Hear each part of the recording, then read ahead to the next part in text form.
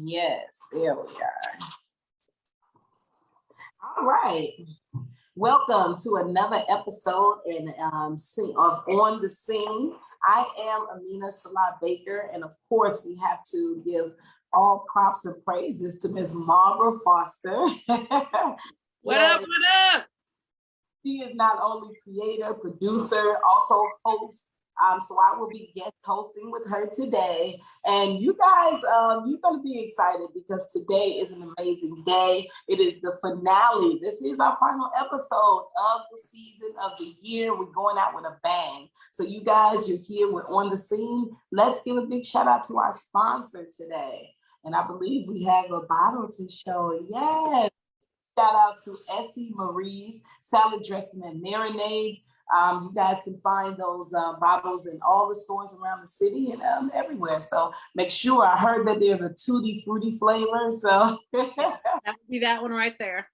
Yeah. So that's one that I think that I'm most excited to actually taste. So big shout out again to Ashonia Scott. And that is Essie Marie's salad dressings and marinades.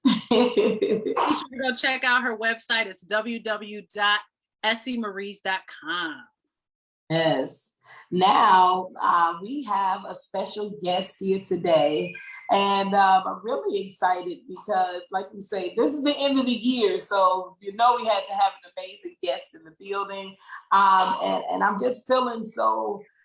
I think the word of the day is emotional. I'm just feeling so many emotions after just meeting this person and watching the movie that we're going to be talking about. So without any further ado, I hope you guys are ready. Got your cocktails and your popcorn. Cheers. We have none other than the amazing Ty the Tiger Edwards. Thank you, guys. Thank you. I had to put that in there. I had to. I sure appreciate it. Thank you. Thank you guys for having me. Hey, Ty, welcome to On the Scene. How you doing? I'm well. Looks like you guys are doing well. Yeah. Oh, we're doing great. Let me just first start out and say it's an honor to have you grace my platform. Oh. I have been following you for a very long time, like I was talking to you earlier. Mm-hmm. So I'm honored, I'm ecstatic, I'm excited.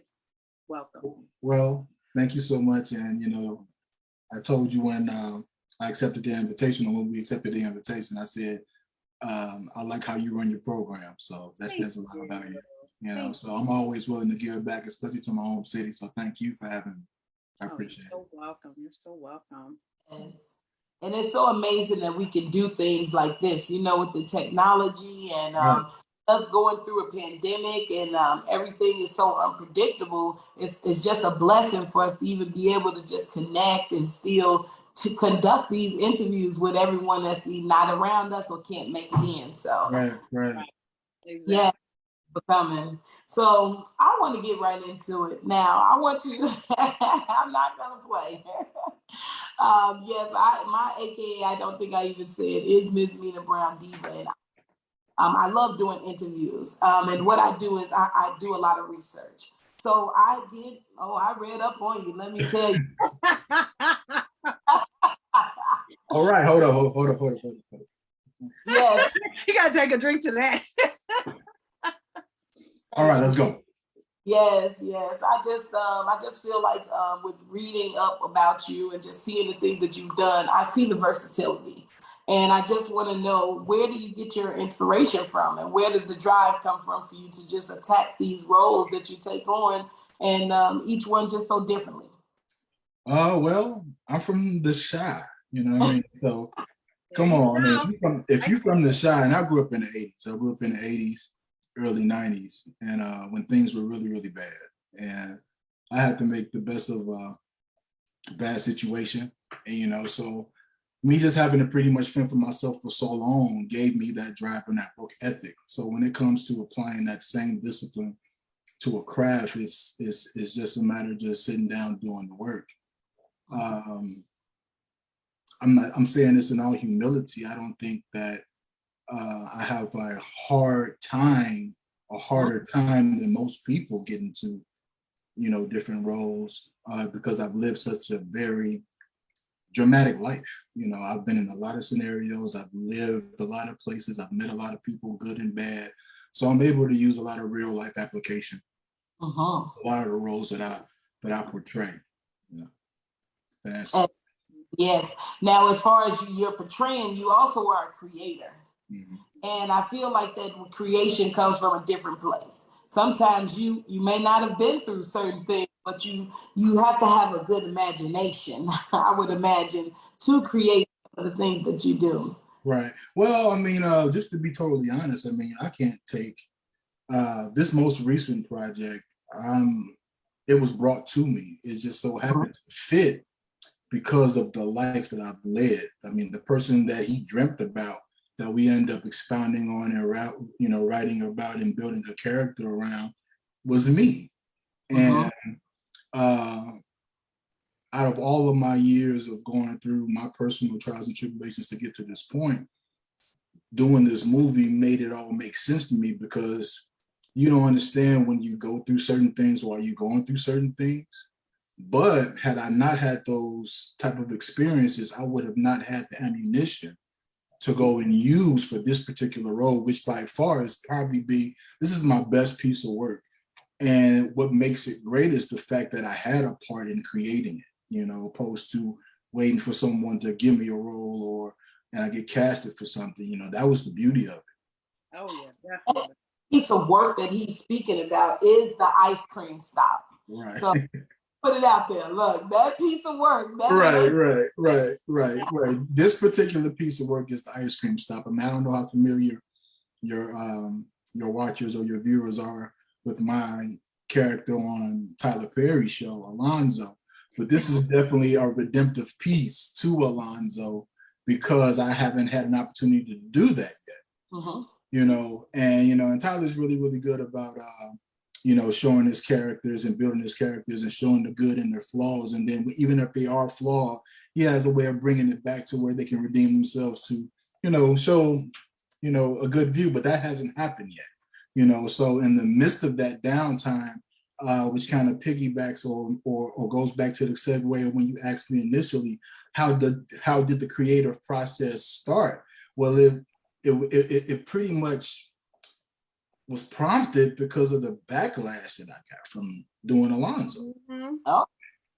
So when it came to me, and it came at the most inopportune time, because I was going through the biggest depression from all of that. I had to release a public, apology. I mean, it was sad, all because I did my job too well. Wow. So I was like, well, you know what? I don't know if there'll ever be an opportunity where I will be able to play something other than what I've been noted to be. I'm not going to say typecast, because I haven't been, but I mean, I'm a bigger guy in stature. I'm 6'2", almost 6'3", 234 pounds. So typically you fall into the category, action, tough, The Rock, those type of eras, So having the opportunity to actually go outside something and say, hey, I'm more than just that. Let me show you that I can play the good guy. I mean, I'm often praised for being, beating people up and being a protagonist, slapping people around, being a gangster type dude, most stuff that I've done or in previous pieces. But this was the first time I was able to actually make people say, wait a minute, is that the same guy? Yes, because one thing, and at the beginning of this, I said, is the word of the night is emotional. And so just watching the ice cream stop, I feel like it pulled a lot of emotion out of you. Like there was like almost like a vulnerable side or a more sensitive side to this hard person, big guy.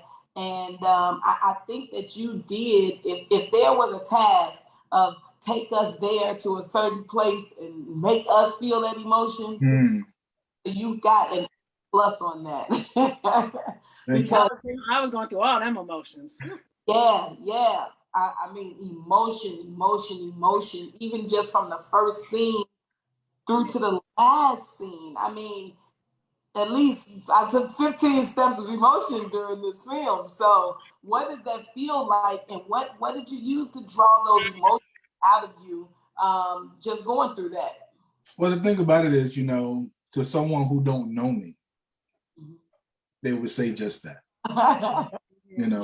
but to people who are dear to my heart and who really know who the person is, they say, Ty, you were just being yourself in that movie.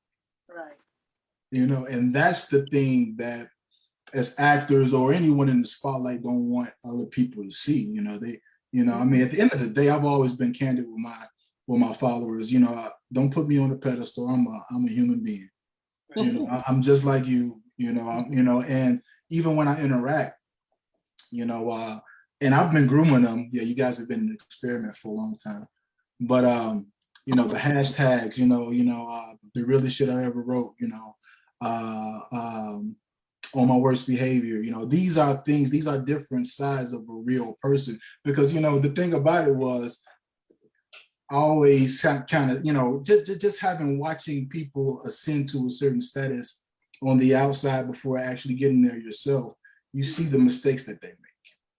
And society is always quick to put you in a category. If you do, if you post or you do things now in this social age where it's all funny, you're a comedian, or if it's all spiritual, you must be a religious person or you're this. And then if you do anything outside the confines of what people are comfortable with you being or doing, all of a sudden, oh, you're something else. Well, I never said I was those things, As a human being, I'm funny sometimes, I'm spiritual sometimes, I'm on my worst behavior, I'm saying something probably politically correct to make you laugh, because these are actual sides of me. And then again, as I ascend to those heights, you know what you're getting. It's not a facade, what I'm saying? I'm a straight talker, have always been, so when it comes to roles in this, this one in particular, a lot of men like Mike Harris, and that was one of the nuggets that we glad that you caught. Well, I'm glad that you caught, because this film is about, it's more than just about the Black Lives Matter undertone. It's about Black relationships, period. Every man that sees this would say, damn, what man wouldn't do that for their woman that they love? Right. Yeah. We're in an age where, again, women, boss bitches, excuse my French, I'm sorry, on your platform, but it's so much separation in the Black community, it's kind of hard. So we said, this is going to be a love story. And this is a real love story, because a lot of women do have good men at home, and you don't understand, as a Black man, it's so many things that, I'm not saying women don't have their own individual issues being a Black woman, but it's a little different for us, and sometimes you can just take random things, for granted until something bad happens. And then the woulda, coulda, shouldas, or I shoulda, when you look at how they communicate, the reverence that she had when she looked at the man, how he, those are the things that people talk about. Boss, they were both at the top of their game, surgeon, nurse, living the life, first child, these are relationship goals. And we was able to kind of tap on all those things when we were writing this, so we drew you in from a from a relationship standpoint, because a lot of people have that. And then bam, something so random happens. And then it's like, man, so at the end of the day, I'm glad that you got it, and I hope everybody else gets it too. Yes, I do. And kind of just to piggyback what you said, as far as, what I felt is that I also felt that we were just proud to see a Black couple. Anyway, that we were proud to say, yes, this is what a Black couple looks like. This is what real life looks like. It is real life. They are married. They are together. They are striving and in great careers like that, Not just a stereotypical basketball player, entertainer, real people, things that you can actually attain, Exactly. So, Ty, Marcel is waiting. Are you ready to bring him on? Oh, hey, bring my dog on. Okay, let's bring on in Marcel.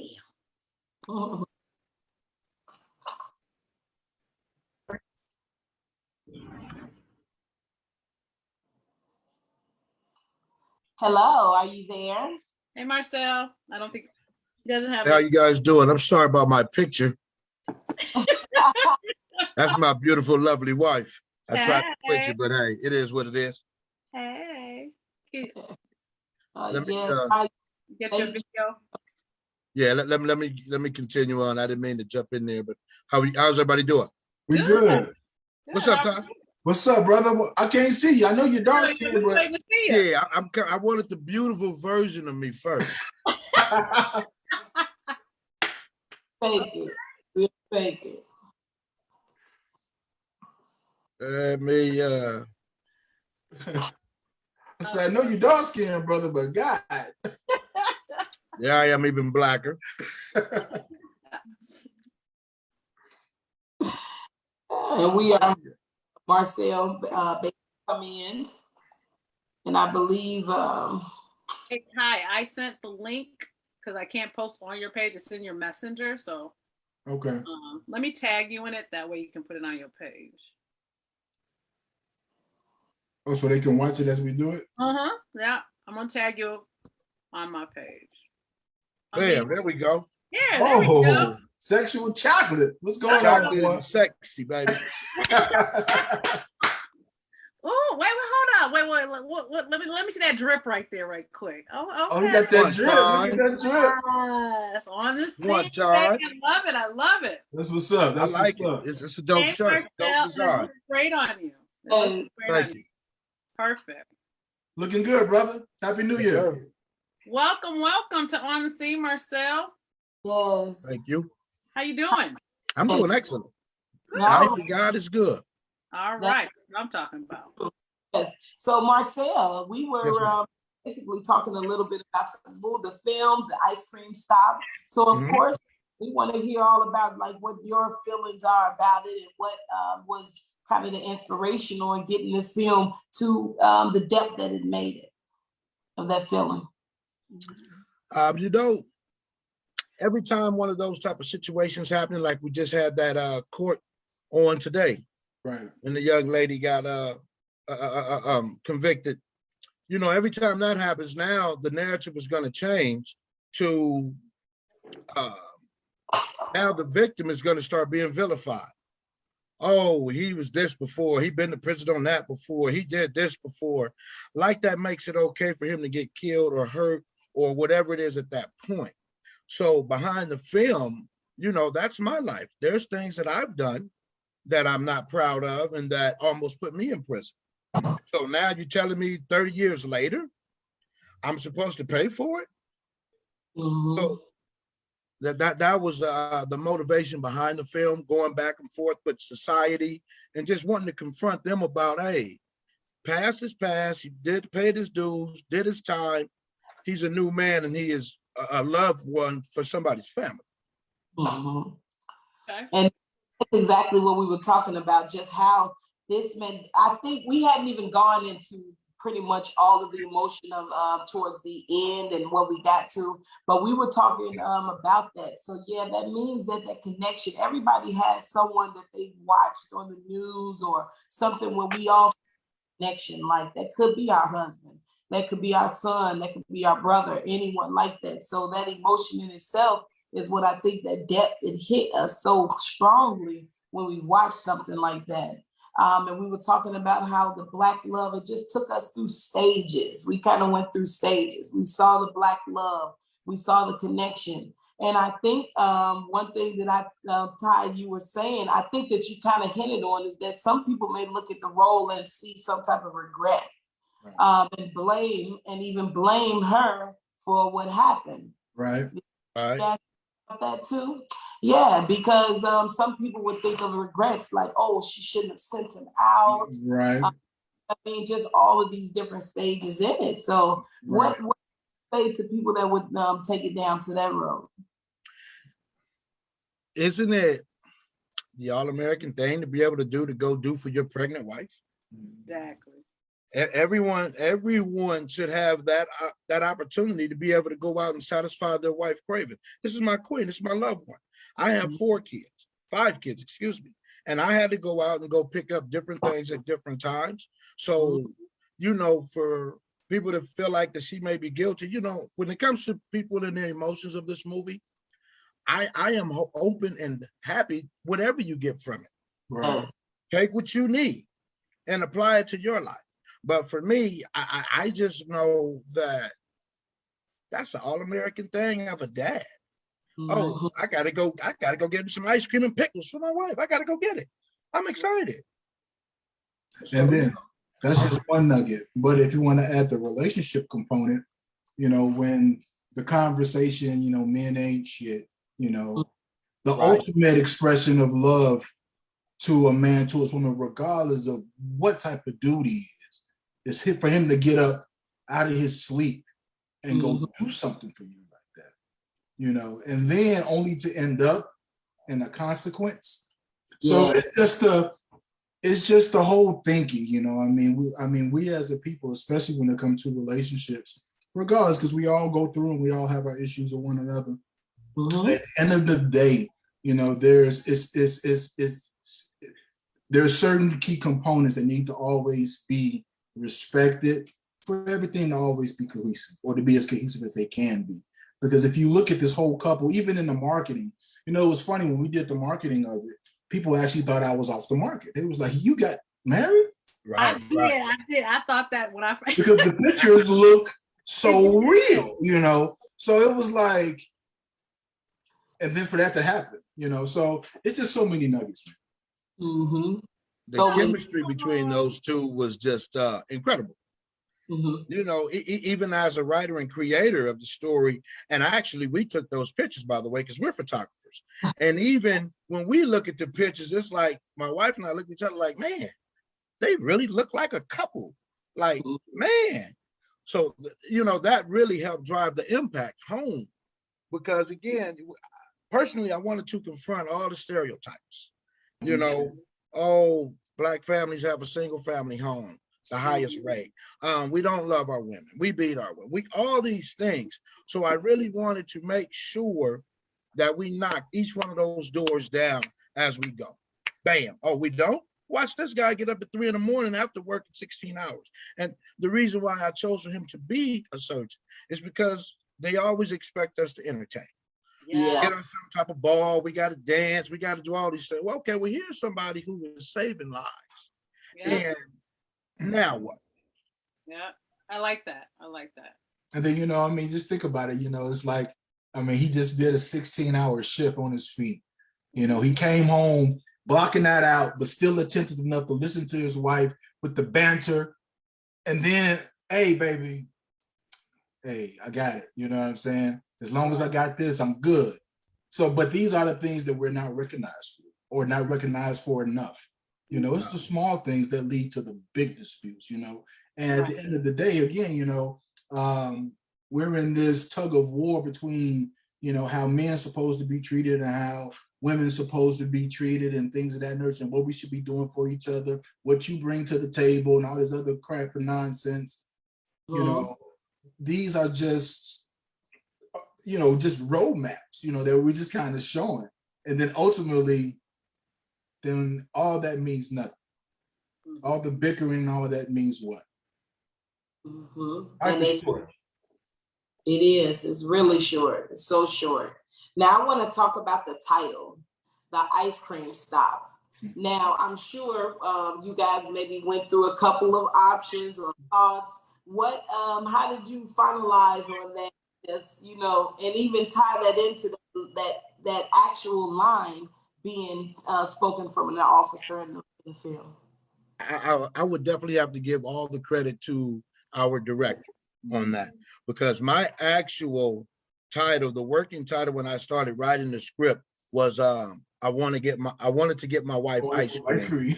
Something like that. Yeah. And he kept reading it and kept looking it over and he's like, like, okay, you give me some ideas. And then when he hit that one, it stopped. Right. It stopped. Yeah. And then later to have that written out to say that's the actual, when the cop says it, it's like, oh, perfect. That's what it means. But yeah, Raul did that. Great guy, super cool director, man. I mean, the guy's visionary.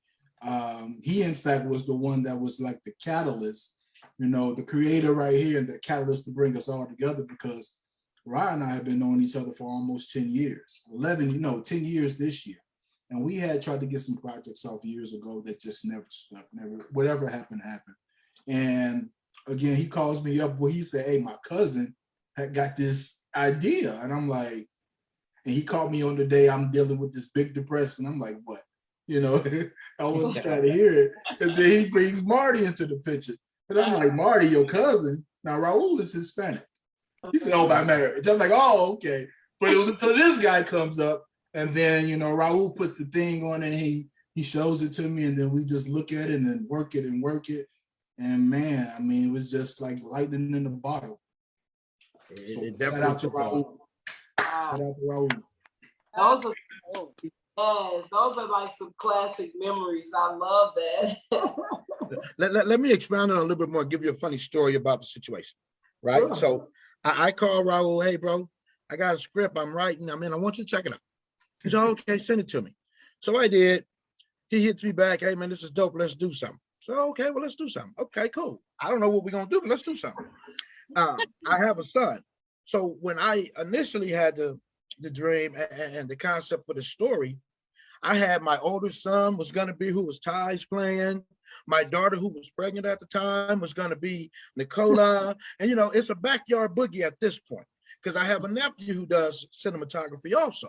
And I'm talking to him about it, and he's kind of like, yeah. So it's like, all right. But something just kept telling me, write it. Write it. Don't give it to your nephew. I didn't give it to you to give to him. Call your wife's cousin.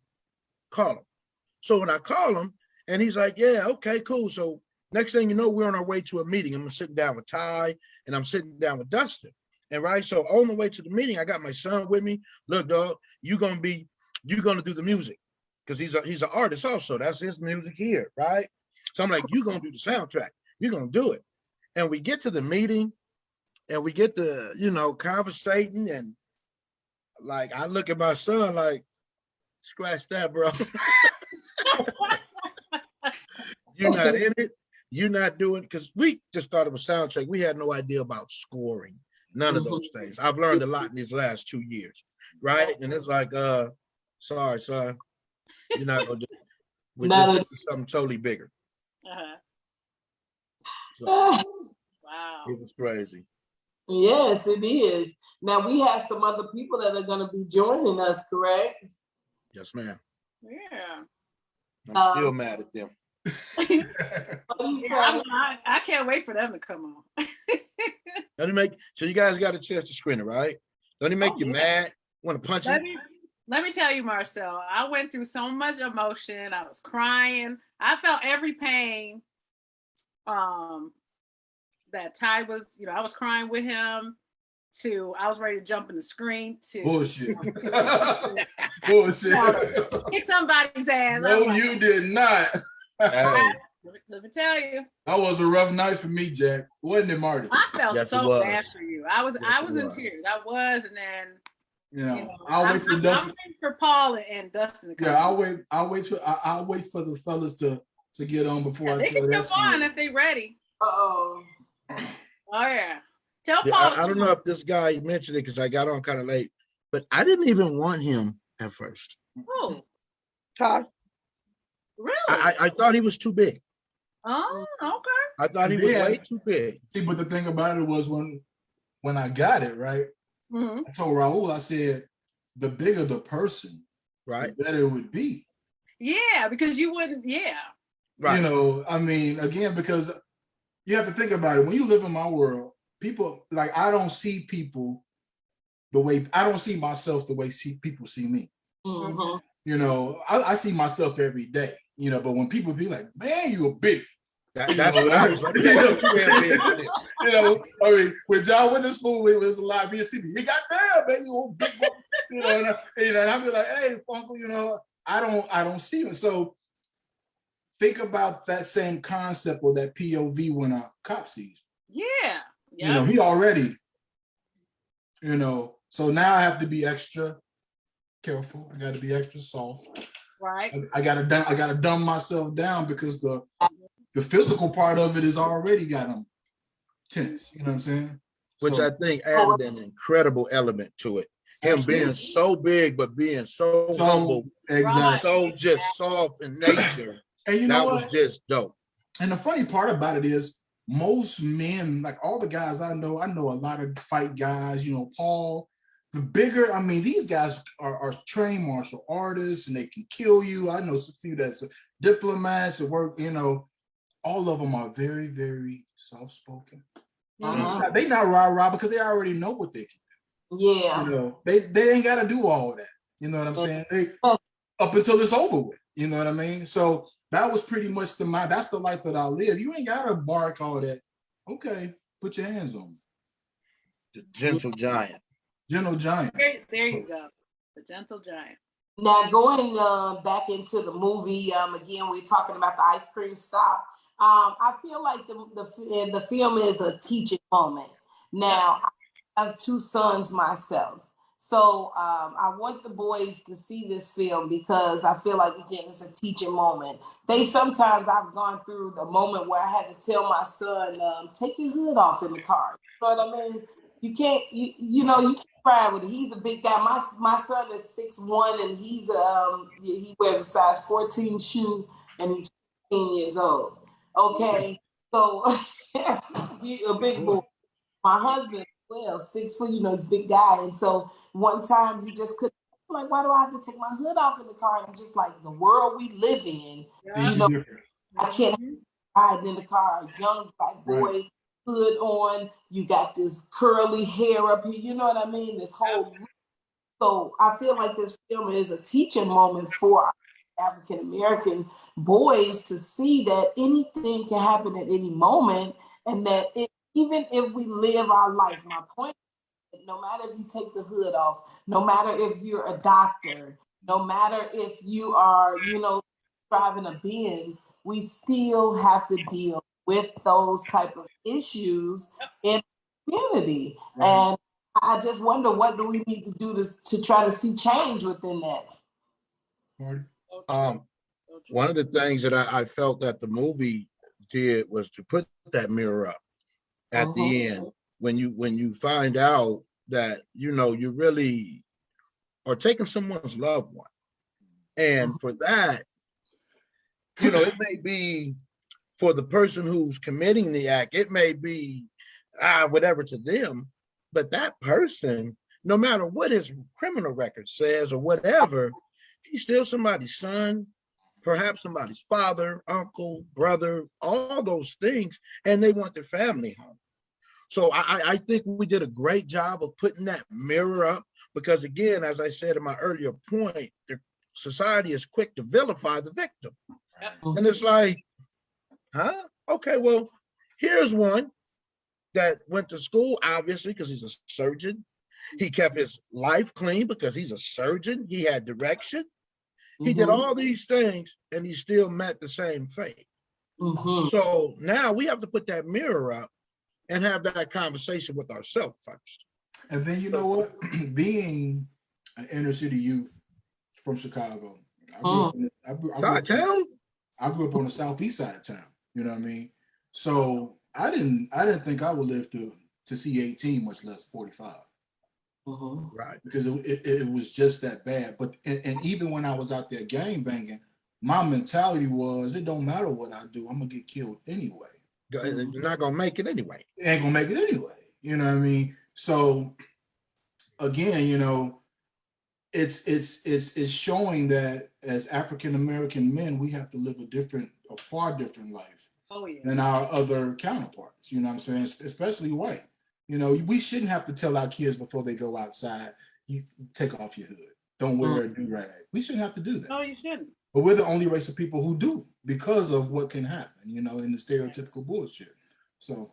Stereotypical bullshit. That is exactly it.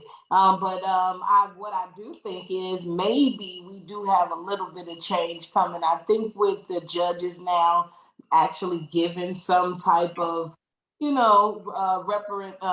some type of consequence to some of these officers. Now, I think we're seeing it a little bit of change, but it's still not enough. It's going to take more for us to get some type of equality and change in the whole world. It's so crazy that it's not just in our city, it's everywhere. It's not, it's here, it's there. We hear about it all the time. So it's like it's perfect. It's like the timing is perfect because it's our reality right now. Well, go ahead. Will be released? When will people be able to actually take this at home and watch this with their families in the living room? Well, right now we're still in the festivals, which is why you guys had exclusive rights to screen it. But until it clears the festivals, we can't release it for distribution. Mm-hmm. Once it clears the festivals, we are hoping that we could at least push it out by end of summer, if you know, if distribution works out, and it'd be available to all streaming networks, Netflix, to Amazons, and things that and such. You know, but again, it's definitely one that we're working on, but it can't be seen right now until it's out of the festival circle. And I feel so special. Exactly. Sign this form, so honored. Good, because your password gonna blow up in 10 minutes.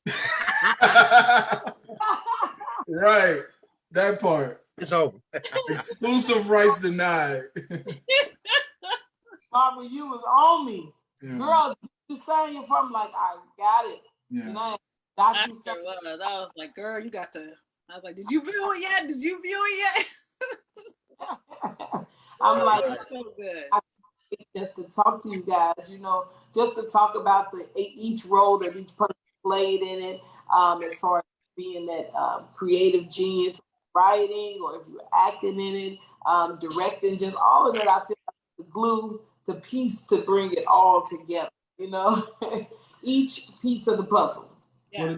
Well, the thing about Marcel, which is one of the reasons I kind of gravitated to making sure that this was out, you know, because I mean, in LA, everybody is shooting something, everybody is doing something.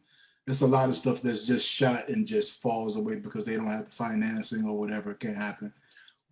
When you meet a writer like this, and again, this is his first time ever doing this, you know, and then just the way that he structures. Now, let me brag on him a bit.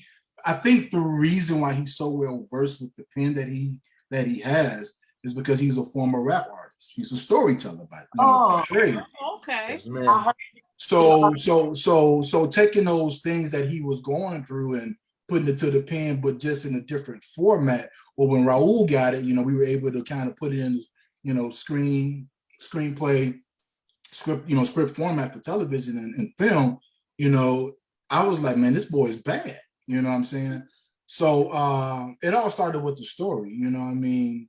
If you're an actor, unless you're on a TV show or a series regular, it's a glorified temp job. You know what I'm saying? So none of us would have had a job had it not been for Marty. You know, the director is secondary to all that. The actors are secondary to the actual script. You know, he was the catalyst. You know, so seeing what he was able to do, and once Raul put his stank on it, it was a wrap. You know what I'm saying? So them guys, you know, here it is now, you know, 30 plus official selections, all these film festivals, which is kind of crazy. Few of them an Academy Award, you know, qualifiers, BAFTA, Canadian, you know, these are big nominations, you know what I mean? And one of the things that I enjoy most is seeing the people that I respect and I'm able to actually do something and be a part of that. Like, yo, I'll help do that. You know what I mean? Look, you know, like it's such it's a joy for me. You know, this past 2 years, I've learned so much about myself personally and what I actually give joy in doing. You know, it's crazy. You know, so to see him win, I'm like, bro. And I told him, I said, everything I told you is happening. It's happening. And he like, yo, bro. I said, look, man, it's because of you, brother. You know, so Marcel, just hold on for the ride. Marcel, thank you for the ride. That dude. Was that cast phenomenal or what? Oh man, the cast was excellent. It was perfect. It was perfect. Yes. Yeah. You know, as a creator, I'm sorry. Go ahead. You know, when you were talking about, you know, we're so, you know, our Black men are typically stereotyped, you know, gangbangers. So I love that, you know, we have a Black surgeon here, okay, and his wife, you know, she's also so I right off the bat was like, yeah, that's what I'm talking about. You know, they accomplished. So I really like that part. But yeah, the cast was amazing. Like I can't. Where Paul at? Where's Paul and where's Dustin at? I don't know. I don't know. Paul and Dustin, they need to come on. I don't know. I'm gonna text him right now. Get on in, man. Tell Paul and Dustin, come on. Yeah. Officer Davis in here. Come on. Hey, look. You ain't gotta keep begging them. Me and Marcella keep the show going. We will definitely keep it going. We'll definitely keep the go going. No, I got a couple words from Mr. Dustin. You know, it's funny you say that, because even as the creator and writer and being on set, watching it go down and watching the trailers come out and having feedback and, you know, back and forth with the director and Ty and with every time I see that, I get mad at Dustin. Every time. I was furious. Like I was like, man. That mean he did his thing though. Right. Like, He did. Ooh, you okay? You sure though? You sure you're not? Okay. And you know what? The thing about it was, I mean, I'm trying to reserve the story until he gets here. Right. You know, the good parts. But yeah, I mean, I typically told him, I said, I want you, and it's kind of selfish. I know it was, because I mean, again, when this thing all came about, it caught me in the shittiest place creatively, you know, because I'm getting dogged for something I'm like, yo, this is what I do for a living, you know? Right. But I told him, I said, I want you to have an Alonzo experience. And I said, if it ain't like that, it ain't gonna work, you know? Mm-hmm. And I even talked to Raul about it. And Raul said, he'd be able to rise. He said, go ahead. So I just told him, I said, listen, you know, once that shit go action, I'm off this chain, man. This is gonna be a problem, you know. And he handled it well. Yeah. Yes, it is. Where are you guys now? Huh? Where do you guys live? Oh, I live in Calabasas, California. I live in Rialto, California, about an hour away from that guy. Oh, wow. Yeah.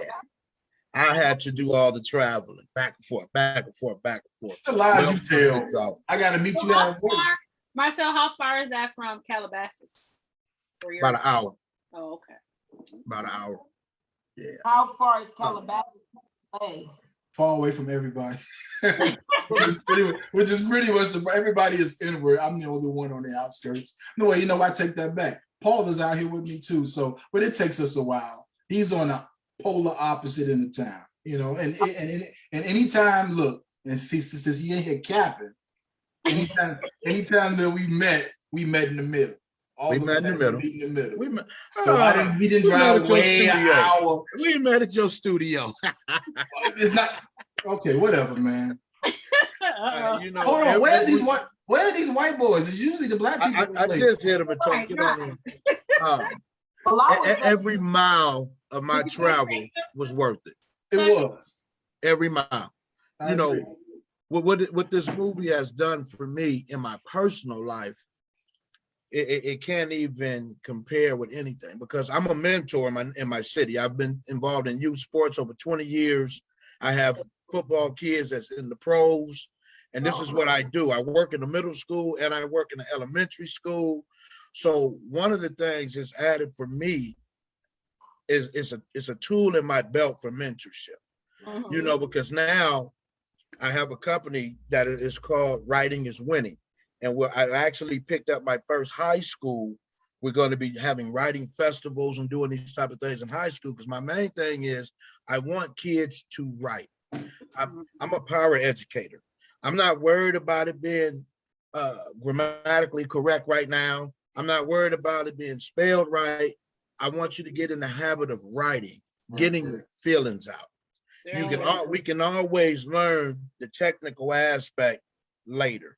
Get used to writing, get used to letting your feelings out. And that way, you know, like I teach them, you write this today, you come back a year from now and read it and watch how much you've grown. You're going to trip yourself out like, man, where was I at, right? What was I thinking? And so what it's done for me, because I have a gangbanging background as well. And so to be able to, hey, man, you can write a movie. Yeah, I did. Look, see my name? That's me. They're like, oh. So now I have kids. Everybody want to write now. And that's a beautiful thing. So for me personally, this whole experience has just been phenomenal. And to piggyback off that, you know, I mean, it's just one of those things, especially, you know, me being and me once being an inner city youth, south side of Chicago, gang banging, doing God knows everything. You know what I mean? A lot of people don't believe that you can make it out of that until they see somebody like you, you know. That's why when I come home, when I do, I don't go up north. I'm not in the fancy posh hotel. I go straight to my. Wait, hold on. What's wrong with the north side? No, there's nothing wrong with the north side. I know. You must live in the north. I'm north side. But you know what I mean. Yeah. No. I come home. You know, I mean, I let my people know everything is already set up. You know, I got my checkpoints and stuff like that, and I come home. You know, so guess who's in the building? Oh, who is it? About to bring Paul up in here. Oh, okay. Go ahead, bring Paul on. Here comes Paul. Now we enjoy Hyde Park. They got one of the best hotels in the city. I love to just get away and go have a good time, enjoy our city. But I definitely, Marcel, that you are into the teens and the school stuff, and I'm going to talk to you about it because I do a teen program here in Chicago, and I'll bring that to the program. This writing is winning right here in Chicago too, so we got to talk about that. Yeah, definitely. And if anytime I'm home or if I need to come home to help with anything you guys got going, I'll be more than happy to. Absolutely. Well. Hey, Paul, how you doing? Hey guys, how are you? Good. Hey, Anita, can you come a little bit closer, like to the camera? Can you see you see how want to punch you? She want to punch you. No, Paul, you're fine. No, Mina, can you like come a little bit closer? You're like kind of so far back. Me? Yeah, you. Oh yeah, sure. You know, we gotta get a little closer because Paul in the building. Put him in hands reach. Paul, you drinking No, hi. You over there drinking a Coke? Not no frog fuel? No, you know what? And the store was out. I usually do the Coke Zeros, but like they were out, so I had to get some real Cokes. But I had the frogs earlier. All right, Paul Logan in the building. Paul, welcome to On the Scene. Thank you for having me on. Oh, it's a pleasure. So, we've been just talking about the film. So, let me let Taya or Marcel, talk about your character.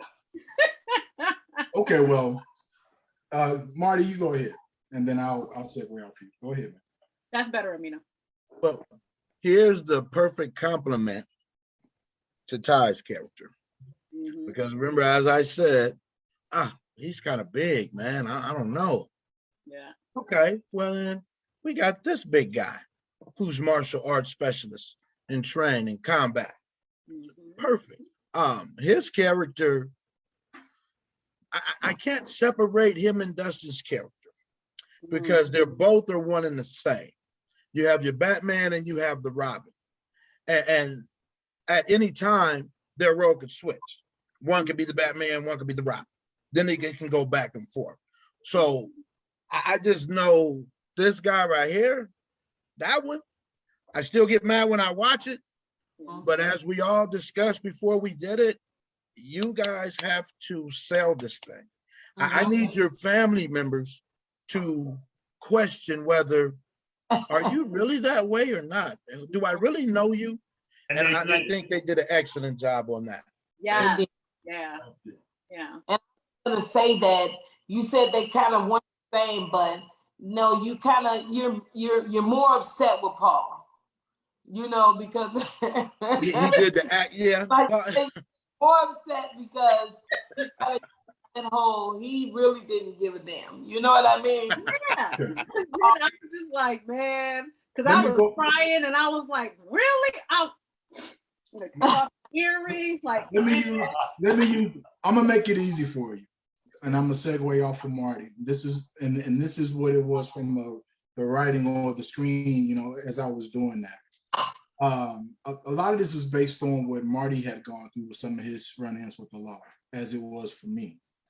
In my situation, he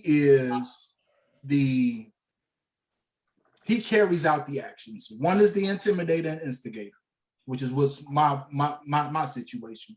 He ain't gonna get his hands dirty, but he gonna start the shit. Right. Okay. Right. Then this is the enforcer.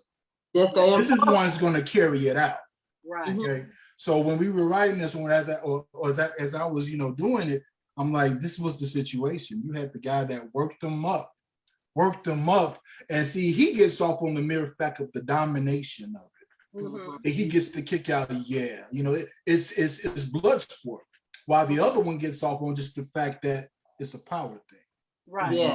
Right. Until, right. So, you know, so that was the motivation when I was dealing with, you know, with Sebastian. And it started from the moment, you know, I got out of the car, you know, the juggernauts locked eyes, because here it is, I'm having to dumb myself down. And then here it is, you got my oppressor who can just really, really stand tall and just like now. So now it's a psychological thing that happens in the real field. A battle. Black men and white people of power. You know, we can't really look at them eye in the eye. I gotta. Right. Exactly. Or else I'm challenged. Right. So We have to submit. We have to be submissive. Paul, You better believe,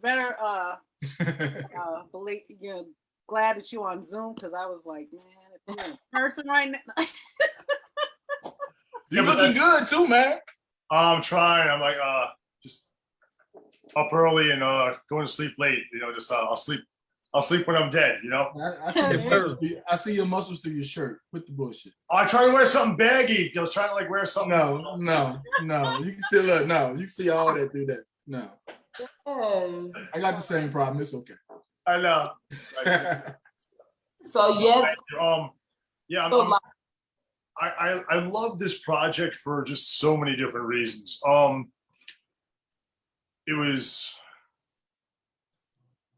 first of all, it was so well written and so relevant. I mean, when we started this, it was just in the heat of what was going on with countless things, you know, obviously the George Floyd thing, but just so many more as well. And it was tough because I was playing something that I loathe, that I detest. Like, I hate people like this. And it was just, you know, to me, it was analogous to playing like Hitler or a serial killer or a pedophile or something that is just against your human nature. At least the way I was brought up and the way I was, you know, that I carry myself.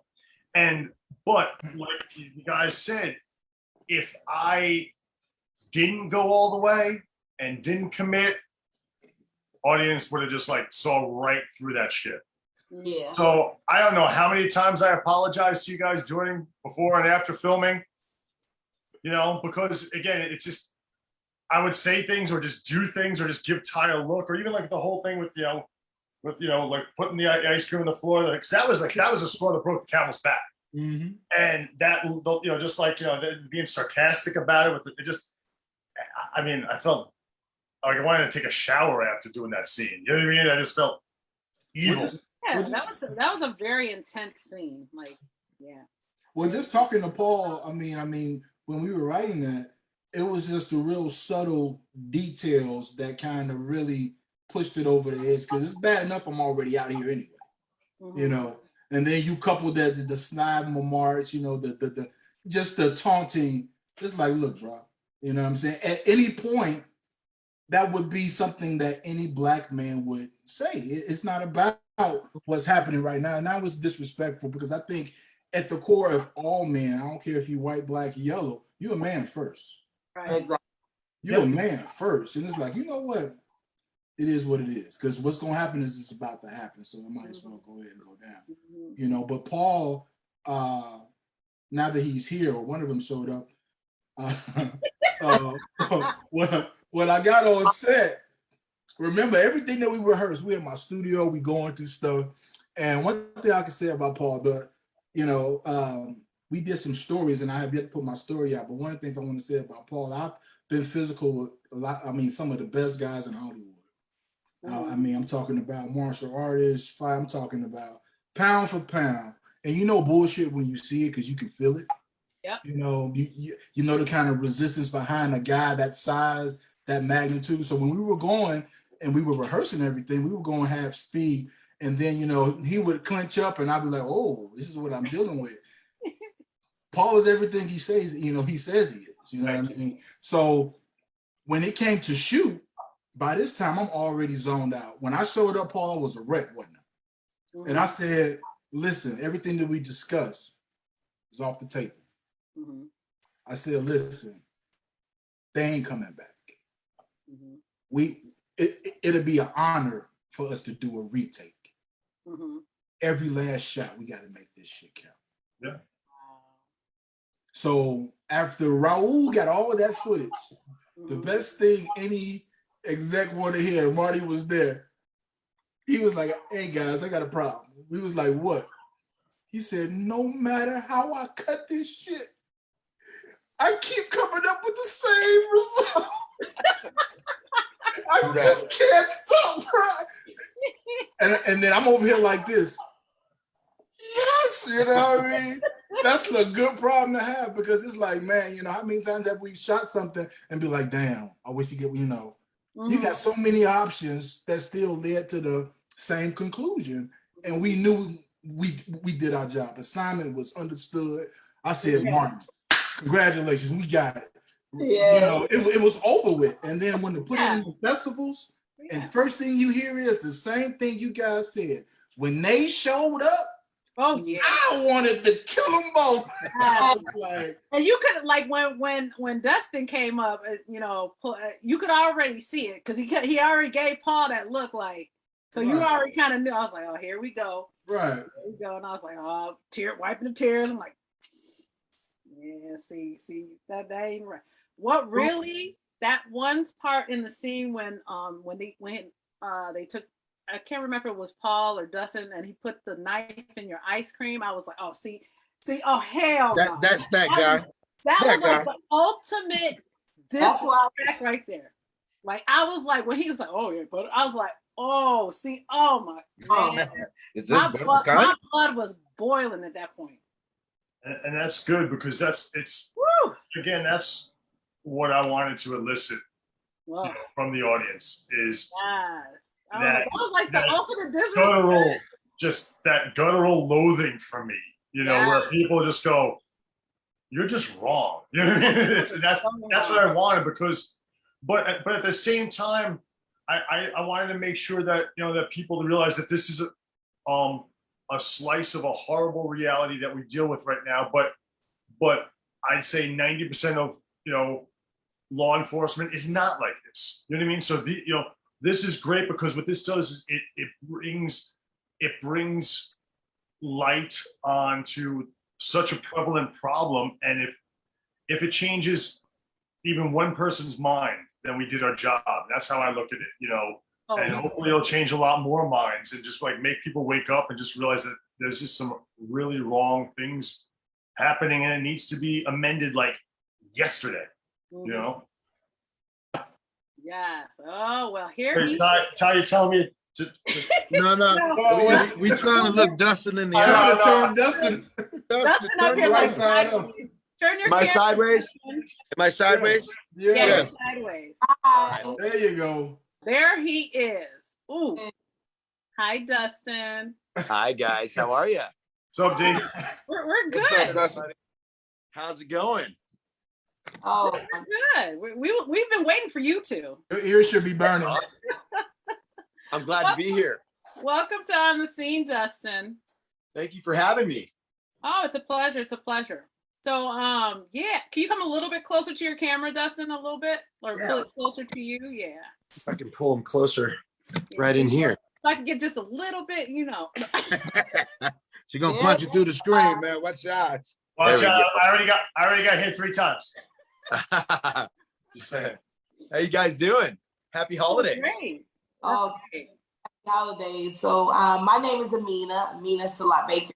And we basically been talking a little bit about some of the emotion of being in the movie. Of course, we're still talking about the ice cream stop.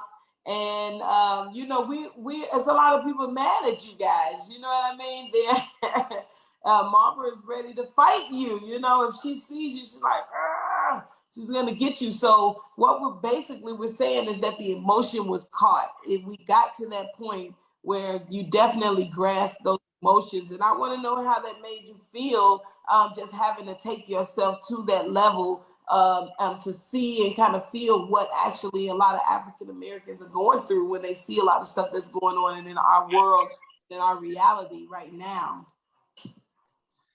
Yeah, that's a loaded question.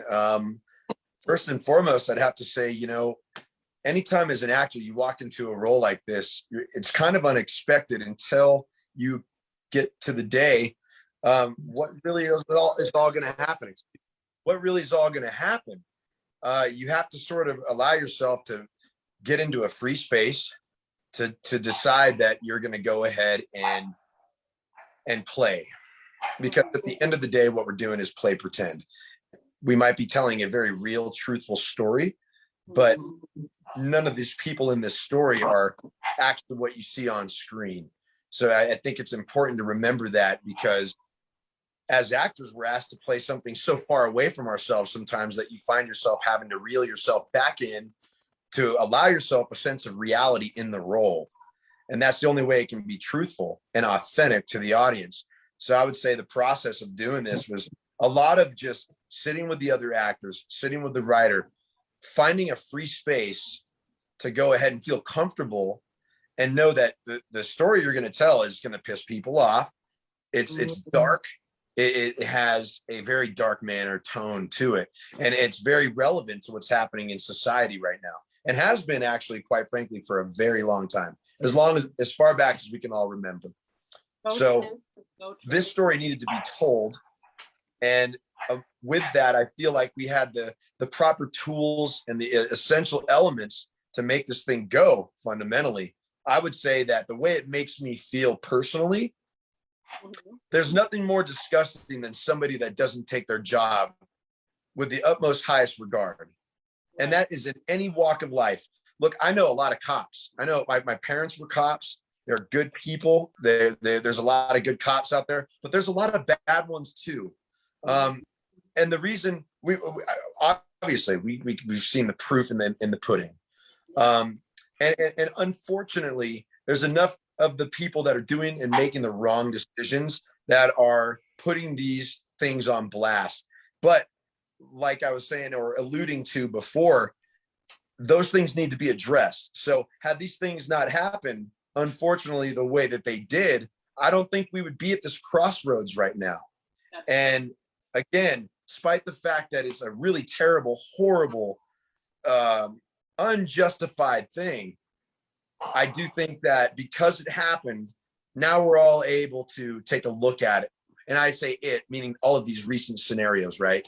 And then you watch this movie and it definitely implicates in sort of a relative timeline how these things are taking place. And I thought Marcel did a great job of writing that down and putting a pen to paper, and then us as actors, directors, and filmmakers making that come to life. So it made me feel horrible to play such a disgusting person. But I feel like it was an honor that they chose me to play that person, because I felt like they understood that I had what it takes to bring that to the role. And so for me, I have to open my wings and fly with that. Whether it's a good guy, a bad guy, a sourpuss, a nice person, it matters not. What matters is that we're telling stories. So that's the way that I feel about it, truthfully and honestly. Oh, go ahead. And I mean, let me tell you, you brought it with that character. I mean, the emotion that I felt, I wanted to jump in the TV and like kill you. That's how you and Paul, like, you really brought that role to life, and we felt that.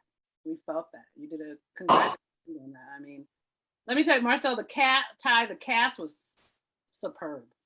But Yeah. that was a blessing. Like when I first got presented, when I came to the table, Dustin and Paul, well, actually Paul was the last piece of the puzzle because it was like, listen, you know, we need to find somebody that's going to match the physicality. And we had a couple of options and stuff. And then I had heard about Paul, hadn't worked with him yet. And then I was like, yo, that's the cat, you know what I mean? And then it just so happened that Paul and Dustin knew each other. So it was, I mean, so everything, I could say this whole situation had some type of divine intervention from start to finish and in all stages.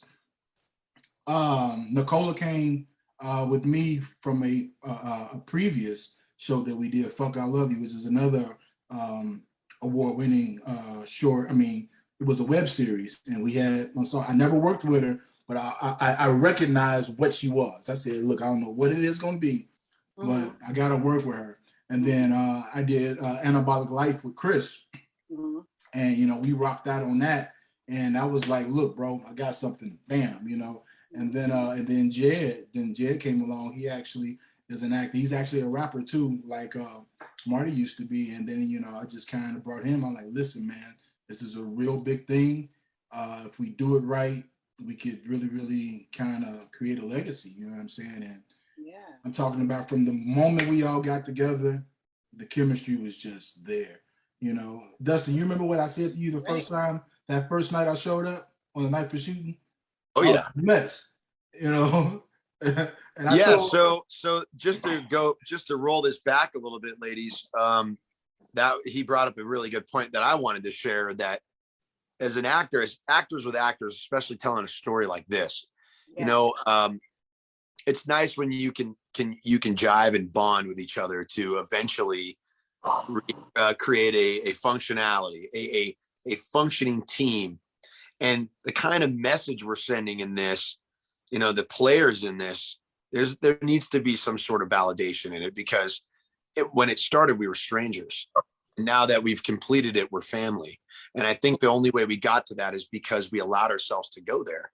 Right. And the first thing Ty told me, and Marty, they both told me in their own way, pretty much, was that, listen, man, if you don't fucking get this in there and tell the truth the way it's supposed to be, and you don't say the things that you need to say the way it's supposed to sound, it's going to be dead and it's going to fall flat on its face. And that really resonated with me. It resonated with me because not only was it them validating for me to go ahead and play this guy, but it also let me know that this team was for real. And that was something that made me really giddy and antsy about doing this project, to where we got together a few times a week at least for months, sitting down and more than that, even over the phone and on FaceTime and things, just prepping this thing, rehearsing it, going to the gym, meeting each other there to work out the choreography of how this thing was going to go down when we take his life. And all of it felt really, it started to feel really real, felt dirty, you know, and I think that's when you're onto something, you know. So how long did it take for you guys to film it, to complete it?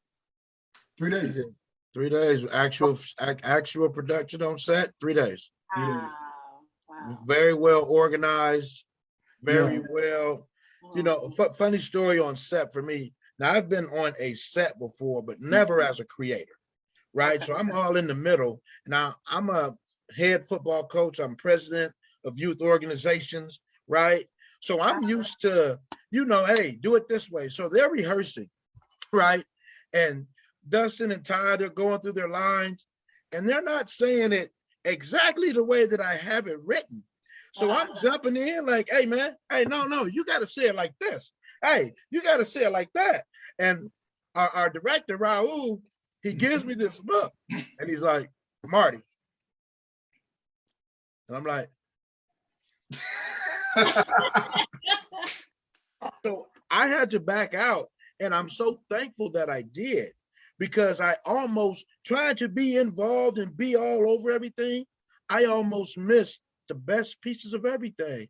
It made me sit back and really just take in what these guys go through and do for a living. It's like, oh my God, it changed my whole perspective on actors, directors, the whole, what it takes to go from pre-production to production to post-production, to be involved and to watch and learn. It's like, wow. And I almost missed it trying to be I'm the guy, it's me. It's like, oh, okay, my bad.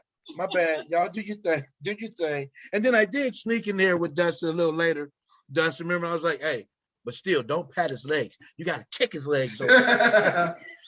Yeah, there was a few moments like that where luckily, I mean, we were on crunch time. And what that means is when you're shooting, you got to go. We don't, we had a small budget. We had all the stops pulled out for us, favors, you name it. And there was no room for error. And so if something didn't feel right, luckily we would just keep the cameras rolling. The guys would come in and go, hey, try this, like kick him in the leg, bust his leg out. And then it kind of reactivated the feeling of like, yeah, fuck him up, go after him, get into that mentality. And it was, that felt real. There's a part where I pull his wallet out of the back of his pants. Yeah. And I've already talked all this mess to him, and I'm being a total jerk off, right? The attitude's just flying, and he just wants to go home. And I look at his wallet and I go, oh, nice wallet. It was kind of just I look at his face. He's even like, he's telling me F you right now. It's one of those things, though. It's little nuances like that, I mean, I've been pulled over. We've all been pulled over. Our experiences may differ, but I've had pretty similar experience myself, being mistreated. Let's just say that, where it's totally unnecessary, doesn't need to go the way it's going. You're cooperative, all of these things, just like Ty was in the movie, right? With the officer. Did it need to go that way? No. And more often than not, it goes like that because of a misperception, because of a judgment, because of a bad judgment, notion, and it's unfair. It's really not, there's not enough critical thinkers out there, I don't think, to make these moments wash out the way that they should. It's just a waste of resources, a waste of time, and more importantly, a waste of human life when it's done incorrectly. So I think if we did anything in this movie, the number one thing that we can take home, besides some of the obvious things, right, are that if you make a bad call, if you make a bad decision, if you make a bad read, and you're in a position of power, it could cost somebody their life. Yep. And it affects everyone else around them. You're not just affecting one life. And as we've seen with the George Floyd situation, it erupted into the whole country, right? It was enough. The straw that broke the camel's back. These people are being held accountable now, because look at even the Potter verdict came out today. Right. Yeah. See, but it raises the question, and it goes back to the one that Mina asked earlier on in the interview, where she said, well, now that all these things are being done, but think about it, had that not been so publicly displayed, would they still be doing anything about it? It's being done because it has to. They got to do something now. Well, They always say sunshine is the best disinfectant. That's true. When you start shining light on things, people can't hide. That's true. So again, it's not because it's just the right and ethical thing to do. It's because it's exposed. You got to do something about it. And if you don't, we're going to raise hell. It's consequences now. People aren't afraid as they once were, especially with all the things that's happened, since the, Trump presidency and all this other stuff. People don't care anymore. And now everything is so free and stand up for this. It's consequences now. And the beauty about this whole situation is that it's going to always keep the conversation relevant. What I also really loved about the writing of this, just a little, before I forget, just a little 2-second thing, is the fact that Ty's character it took out all the ambiguity, because he was a surgeon, he was a family man, he was a husband, and and right away we, Dustin's character and I, we see a black man in an SUV that's expensive. We think drug dealer. You know what I mean? And it's like that right there, the fact that he was the antithesis of that. He was a guy who worked a freaking 16-hour shift saving lives and goes out dead tired to get his pregnant wife, what she needs, because he's that kind of giving person. So he's the opposite of what our prejudice is. And that was just so well written. Just that what your character was. I love that. And you know what? No ambiguity in there. All the odds, just going against all the odds. You know what I mean? And that definitely was my strong point and stronghold that I really wanted to convey. And again, on top of that, like I spoke earlier, was to take the basketball, football, baseball, rapper, movie star, take all that out of here. Because usually, when we're known for that, oh, he's okay. But I didn't want none of those things to be this character. Right. I wanted him, and plus for our inner city kids, like Ty spoke earlier, to see that we can become these things and be successful. Right. It's not always about the flash and dash. Right. So that was definitely one of the main points that I wanted to make, and bat down every stereotype that's thrown on our community. Yeah. And one thing. Go ahead. You hit every point that you were aiming for. I believe you did that. And I think that we saw every image, every step that you wanted us to be on. You took us through that journey. You definitely took us through each emotion. You made us see that there is Black love, that there is good marriage, that there are great opportunities with jobs that we're living in. And then you also brought us into the emotions of feeling how there is oppression with sometimes what we feel as African Americans, and what we have to teach. Again, that teaching lesson of teaching not only our young men who are growing up, even in just being in Chicago, California, but also the teaching lesson to officers and other races. So I feel like you took us down that journey, and I thank you for that. I really do. I thank them guys for that. Yes, because they life, They brought those words to life. I have a question for Paul and Dustin. Filming that type of role, did it kind of affect you mentally? Did you need to kind of decompose after that for a little bit? 100%. Absolutely. It was one of those things where I felt physically sick when I was done. I had an accident the day after we filmed that night scene. And I had to wait to come back for several weeks until I healed up. I passed out. I was sick to my stomach from taking some dietary supplements I was on for my diet. And I got really nauseous, and I started heaving, and I just blacked out and fell like a wet towel straight down on the concrete. And I knocked out 2 teeth. I never had a tooth problem in my life. I ripped open my entire chin. My chin was hanging off. My wife was 4 months pregnant at the time, and she was with me, hanging over me. I woke up, came to, and I thought, where did I go? I went to some other place for a minute, and she was over me crying, and I'm just glad it didn't fall on her when she was pregnant. But I look at that situation almost like, it was this dramatic come down. We worked overnight, all night long. And the mental stress, the physical stress, despite the artistic side of what you're doing from the script, preparing yourself and then delivering what you've prepared, and then trying new things along that way. And some of these things may surprise you, and they surprise yourself as much as they surprise your castmates, your director, your writer, that you've done something extraordinary because you took it a step beyond. But it left me feeling physically sick. And I don't know if that accident was some sort of retribution to the storyline, some sort of closing argument and next chapter in my life, however you want to paint that picture. But it was kind of ironic that it happened the day after. And I've never hurt myself like that.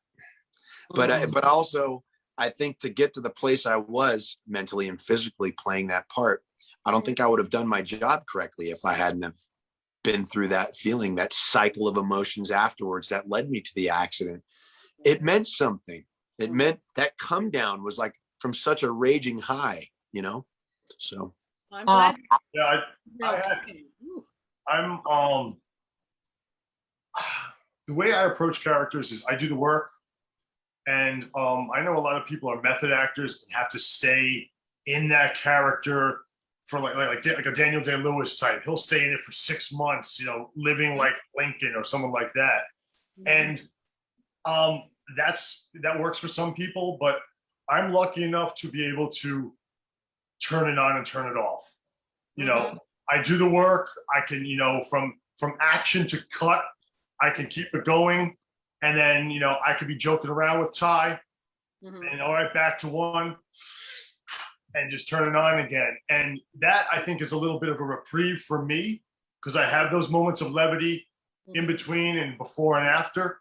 You know, I mean, obviously, if it's a very, very highly emotional thing, yes, you don't want to be joking around before or after, in cases multiple takes. But I've never been that kind of person that has to like don't talk to me. I have to like, you know, it's like, I mean, like, it's like, dude, you're not shooting for like 6 weeks from now. You know what I mean? It's like, you know, I've had people that are like that. And again, I respect that. That's their process. It's just different than me. I mean, you know, I'm fortunate enough to portray heroes and villains and everything and everywhere in between. And, you know, but with something like this, it does, it stings, you know, because like, yeah, like I said, with, you know, I think apologizing to you guys before and after stuff, because just saying those words or just doing those things it's like biting a, you know, like just something nasty, you know. It's just it took a lot for that stuff to flow out of me and make it seem real. I had to really go there because it's like playing, you know, a guard at Auschwitz. You know what I mean? And if you don't really do that, you know, the audience is going to see right through it. And you know, it's but yeah, so it stays with you, you know. But the good thing is, you know, you've got guys around you, like, you know, like everyone here and everyone on set that like afterwards we all just like sit there and just talk and joke around a little bit and just kind of decompress and know we did a good, you know, a really good thing putting something like this down on film, so it, you know, educate people. It was amazing, and the way that it ended, I'm like, you should have heard me, Dustin. I'm like, yeah, that's what you get. That's what you get. I was like, Well, I want to add something there. The end of that movie was something pretty special for me as an actor. I'll let you know why. The end of that scene wasn't written that way. And it could have easily turned into something different. And they allowed me to have a moment there that allowed some sort of redemption for this kind of guy. I think that was really important. And let me tell you why. I feel like if you're twisting the nail on something, you're doing it to prove a point. But if there's no outcome at the end, if there's no redemption, if there's no lesson learned, and if there's no possibility for that individual to take something away from that, then what's the point? And that's what we're going through right now. I feel like if there isn't something taken away from all this, if there isn't some lesson learned, then what's the point? Why are we even beating this dead horse?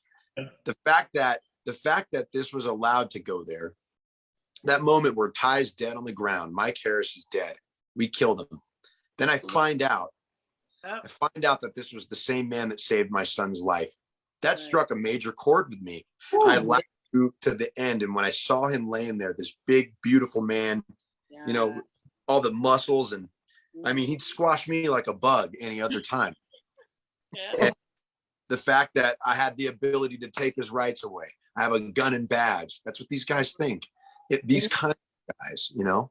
But the moment where I realized that this was just a man that would have done it, like my brother or my sister or my best friend, the human aspect, the human quality woke me up. And I feel like it woke the character up, and which is why I put it in there. They just rolled with it. They let me have that moment. I felt it was very important to have that moment with him. Yeah, it was. Because then on the other side, I was like, dang, man. I was like, man, I kind of felt bad. Like, well, you've heard their responses. Can you imagine how it feels to an actual Black man? Yeah. Who's actually gone through that, who's actually experienced that. And, you know, I mean, I was out there rioting, you know, I mean, not rioting, but I was out there protesting. I was out there, you know, and I remember watching in horror, like all of us, when they was killing him for that 8 minutes. And I'm looking at the TV like, I'm really watching this, right? And physically, there's nothing I can do because I wasn't there. There's no way in hell I could be sitting watching you take somebody's life. I just had to take that strike. I had to push them off that guy. You know what I mean? Right. But sitting there watching this go down and then hearing them, you know, scream, the whole thing with me was bittersweet. I told you from the time I read the script, and it caught me at the most vulnerable part of my life as an entertainer, because I'm coming off something. Again, I'm not, but people are perceiving because I played it so well. The beauty of it is that now that I've played it, I know what it feels like. So, so as an artist, it gives you a bit of a freedom to go ahead and challenge those roles and do it, because you know the type of criticism and the critique you're going to get. I think it's the major thing for all actors. And the thing about Dustin, you know, he was able to listen to me, and I think that all good actors, you know, I don't really believe in the lead actor and supporting, although typically that's what happens. But, you know, what makes a good actor to me valuable is bringing out the best performers in all of his teammates. Yeah. So when I talked to, you know, Dustin, I was talking to him from an EP standpoint, and then too from an actor standpoint. I was like, listen, man, fall. I'm down there with you too. You know, Bill Duke, famous, you know, director, he calls it falling into darkness. You know, it's you know, people really think that what we do is easy. It's a lot going on when you got cameras in front of you. You got to remember some lines in the story and action. It's a lot going on, and you have to forget all that is there so that the cameras see the truth. Natural. So being able to actually talk to Dustin, I'm like, hey man, trust me, I got you. And to give him that freedom to fall and become something that I know that these two guys aren't. I said, bro, the more they hate you, the better this movie is going to be. Right. That's true. Right. You know, I said that there is the redemption. But I called Marty shortly after we finished filming in a panic because I got pulled over and I met a Dustin. And it became so real because as an actor, like I said, I've lived this already. I've experienced it. I told Dustin and Paul the things that happened to me to bring those things about. I was a wreck. I had PTSD. It took me all the way back to that experience. So it took me a while to come out of that dark place because I felt so deep. But it was a kind of a therapy. It was therapeutic because I had to deal with a lot of emotions that I thought I was over, but I wasn't. So after we finished rapping and I got all these things, it was like a cleansing. I was able to let go of that, you know, part of my, you know, my life. And then, like I said in the beginning, everything kind of came full circle. Everything that I went through in my life kind of made sense because it prepared me for that role. Yes, you said it's leading you up to it, and you did an amazing job on your role. Like I say, just from portraying each level and each stage that you went through, you hit it on the mark. You know, I think that you bring that from a special place to be able to just protrude that and just give that element of going from the family guy, the sexy guy. You know, the movie starts out with you with your shirt off, okay? Yeah, we ain't gonna talk about that. Paul is way sexier than me. You know, just portraying that sexiness and that family guy, and that too, just when the first time I heard you cry out, I said, oh my God, like he really is just wants to go home. That's all he wants. Yeah, I was like, can they just let him go home? Let him go home. So, I love that switch, just you, the way you took us on those emotions, the way you took us to that next level. That was it for me, Couldn't do it without these two, man. Yeah. You know what? This whole project, it was like, we was like the 95 Bulls, man. Everybody had their part.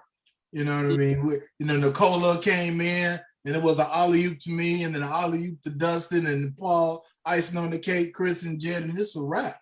So I mean, it's an award-winning cast several times, nominated and wins for that reason. I mean, the people who had involved knew the assignment, and they went in total.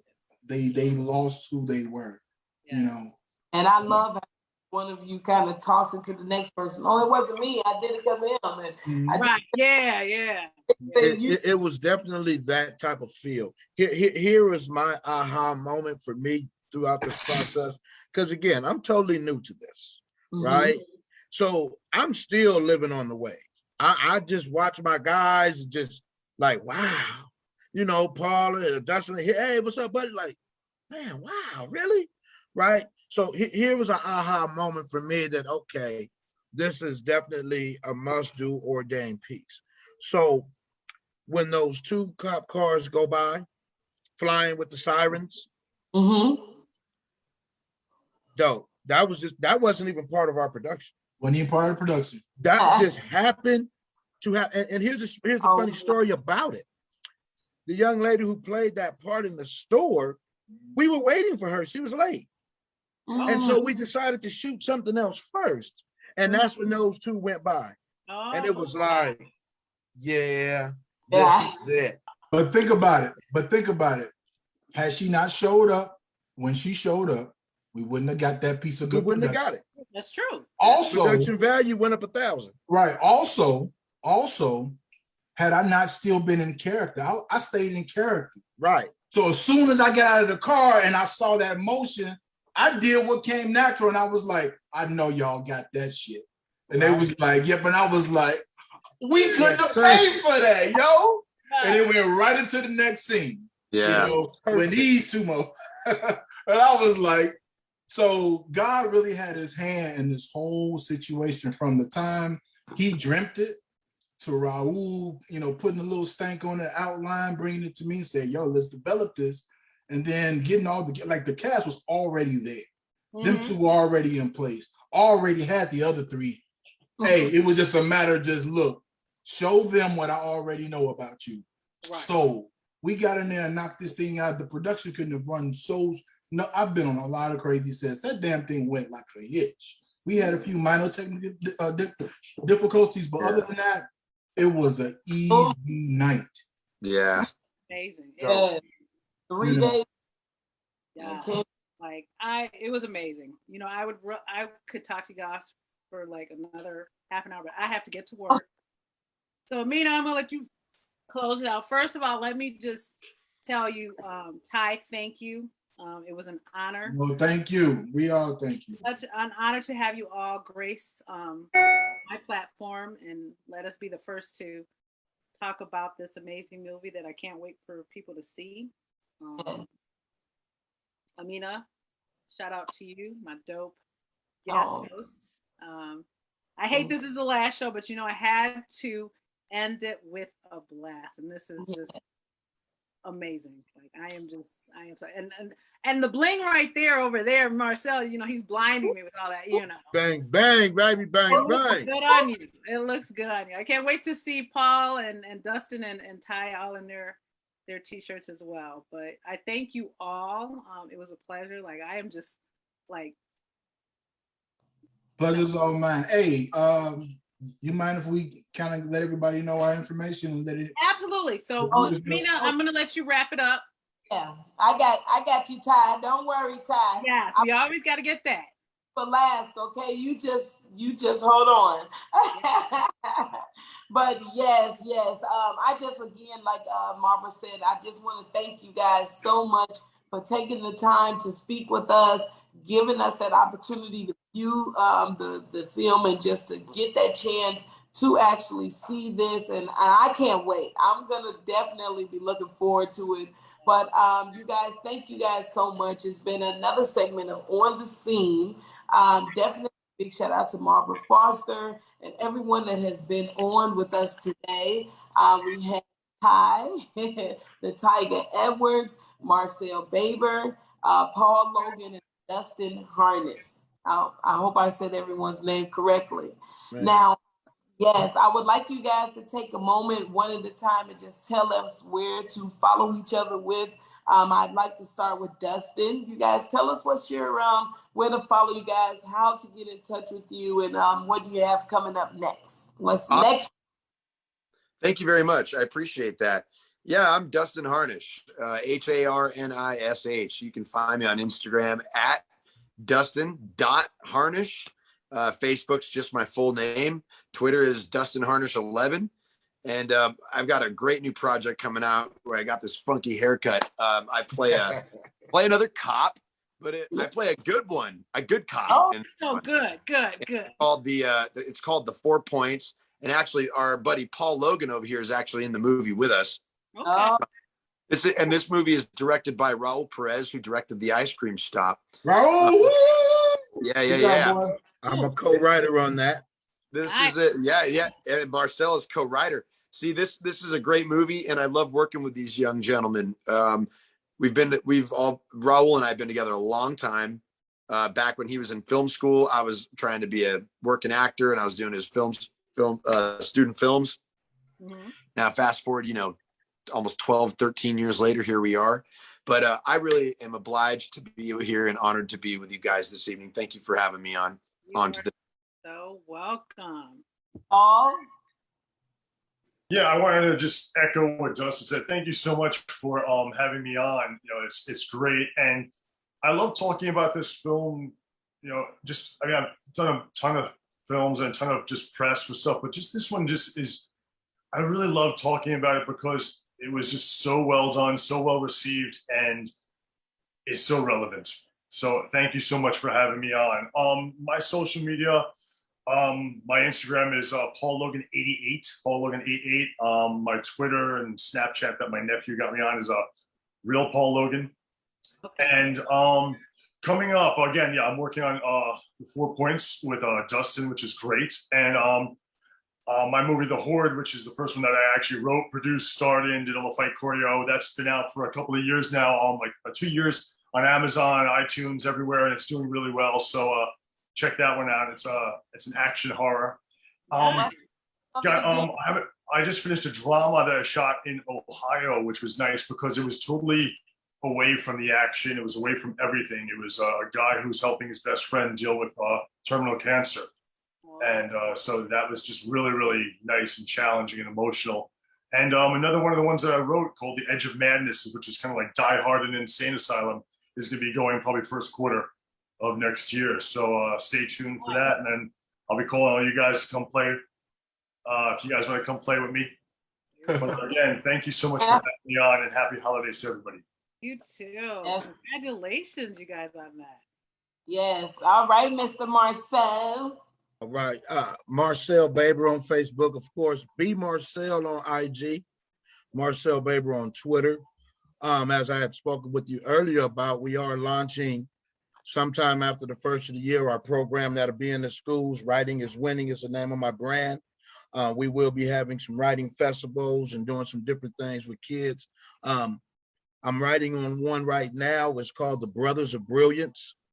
I work with some amazing gentlemen at work that I knew in different areas of my life, and the earth vibration has vibrated us all in the same place at the school to give to these kids, the father figures and the stern discipline they need.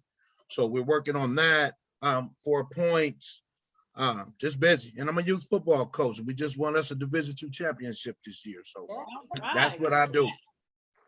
And I thank you ladies for having me on. It's been a blast. I'm just on the ride with my guys. I'm just riding with my guys. Riding with your guys.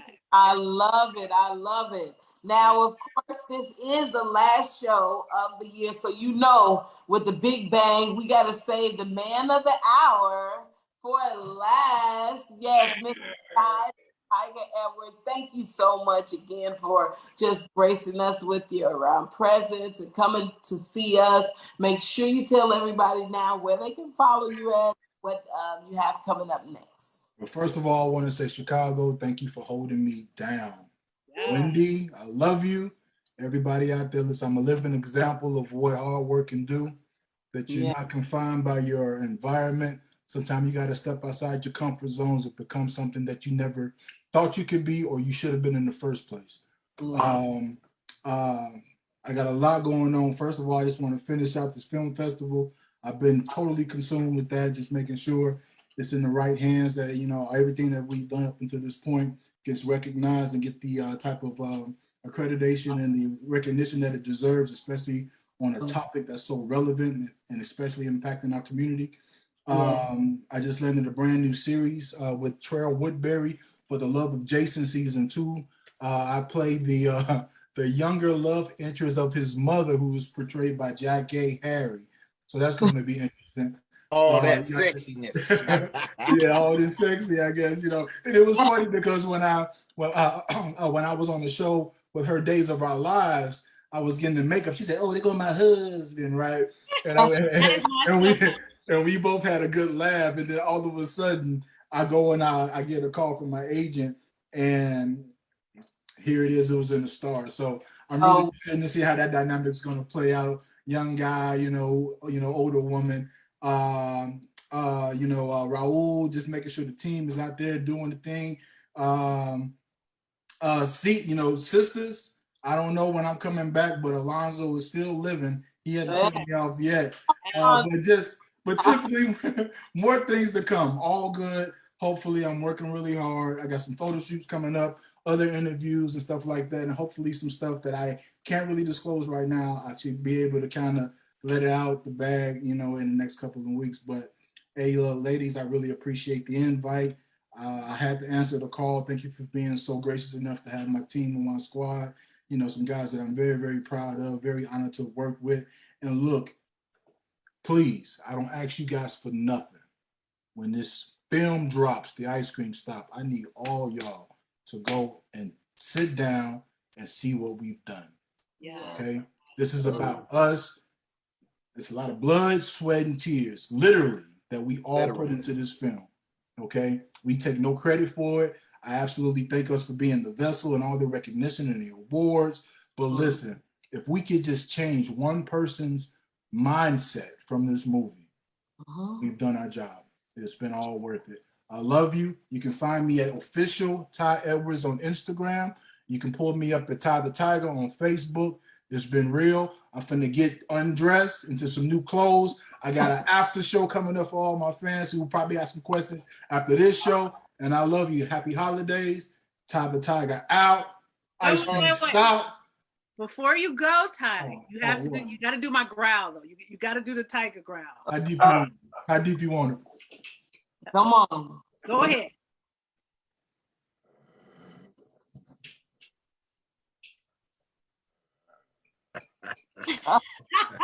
Yeah. One thing you guys have got to promise me, after the movie comes out, I need for you guys to come back. Absolutely. I'm definitely gotta do a follow-up. I need to get your wife on here. Nicola. So yes, promise me you guys will come back. Hey, I'm down. Definitely. I'm down. Let's talk off the record for your school thing, with your team thing in the schools. Yes. Definitely.